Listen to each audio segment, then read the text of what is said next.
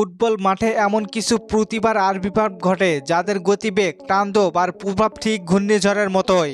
Brazilian বিস্ময় বালক Enrique ঠিক তেমনই এক নাম। চলতি মৌসুম লিগে তার পারফরমেন্স দেখে মনে হচ্ছে এবার তিনি সত্যি ঝড় তুলতে নেমেছেন।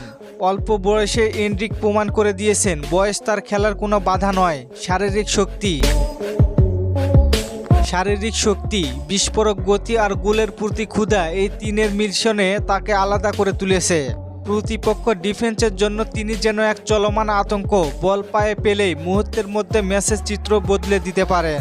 এই মৌসুম লিগে তার উন্নতি সবচেয়ে বেশি চোখে পড়েছে সিদ্ধান্ত নেওয়ার ক্ষেত্রে। আগের মতো শুধু শক্তির উপর নির্ভর না করে এখন তিনি খেলছেন পরিণত মস্তিষ্কে।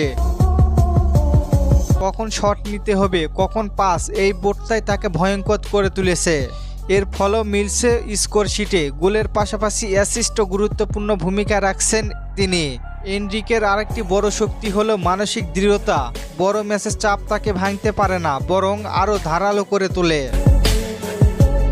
গ্যালারিতে গর্জন, প্রতিপক্ষের আগ্রাসন, সবকিছুকেই উপেক্ষা করে নিজের খেলায় মনোযোগী থাকায় ক্ষমতায় তাকে ভবিষ্যতের তারকা হিসেবে আলাদা করে দিচ্ছে। অনেকেই বলছেন এনরিকের এই পারফরমেন্স কেবল শুরু, সামনে আরও বড় মঞ্চে আরও কঠিন পরীক্ষা অপেক্ষা করতেছে। কিন্তু বর্তমানে ফর্ম বলছে সেই পরীক্ষার জন্য তিনি প্রস্তুত। লিগে তার তাণ্ডব যেন আগাম বার্তা। ব্রাজিল আবারও ফিরে পেয়েছে নতুন এক ঘূর্ণিঝড়। ফুটবল বিশ্ব এখন তাকিয়ে আছে তার দিকে। প্রশ্ন একটাই, এই ঝড় কত দূরে যাবে?